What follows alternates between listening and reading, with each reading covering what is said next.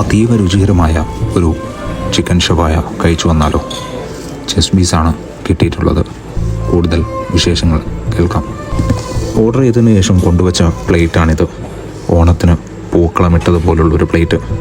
ആളുകൾ അങ്ങിങ്ങായിട്ട് ഭക്ഷണം കഴിച്ചുകൊണ്ടിരിക്കുകയാണ്.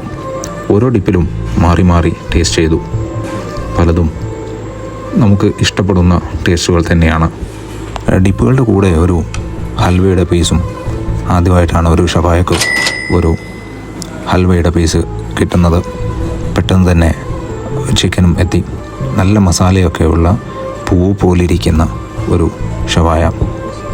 ഇത്രയും സോഫ്റ്റായ ഒരു ഷവായ ഇതിനു മുമ്പ് കഴിച്ചിട്ടുണ്ടോ എന്ന് ചിന്തിച്ചു.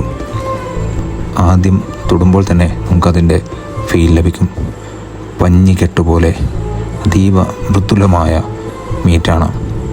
ഒരുപാട് നേരം കുക്ക് ചെയ്തതുകൊണ്ടോ അല്ലെങ്കിൽ സ്ലോ കുക്ക് ചെയ്തതുകൊണ്ടോ ആയിരിക്കും ഇങ്ങനെ കിട്ടിയിട്ടുണ്ടാവുക എന്ന് ചിന്തിച്ചു.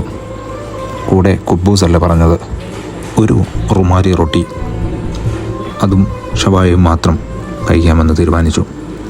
എടുത്തു വായിൽ വെച്ചപ്പോൾ തന്നെ അത് അതീവ രുചികരമാണ് എന്ന് മനസ്സിലായി. ആ ചിക്കൻ്റെ സോഫ്റ്റ്നെസ്സാണ് അതിൻ്റെ ഏറ്റവും പ്രധാനപ്പെട്ട ഘടകമെന്ന് തോന്നി. അതിന് പുറത്ത് പുരട്ടിയിരിക്കുന്ന മസാലയും വളരെ മനോഹരം തന്നെ. കൊള്ളാമെന്നല്ല, അതിന് മുകളിൽ അതിന് സ്ഥാനമുണ്ട്. ഷവായ കഴിക്കുന്ന സമയത്ത് ഡിപ്പുകളൊന്നും കൂടാതെ തന്നെ അത് കഴിക്കാൻ രുചികരമാണോ എന്നുള്ളത് പലപ്പോഴും ശ്രദ്ധിക്കാറുണ്ട്. അവർ കൊടുക്കുന്ന വിധം, അവരെങ്ങനെ ആളുകളെ ട്രീറ്റ് ചെയ്യുന്നു, ഇവയെല്ലാം ഓരോ കടയുടെയും വ്യത്യസ്തമായിരിക്കും. പക്ഷേ ഈ കട നിങ്ങൾ ഒരിക്കലെങ്കിലും ട്രൈ ചെയ്തിരിക്കണം. ഇത് കോഴിക്കോട് ബീച്ചിനടുത്തെ കാലിക്കറ്റ് കഫ്റ്റീരിയയാണ്.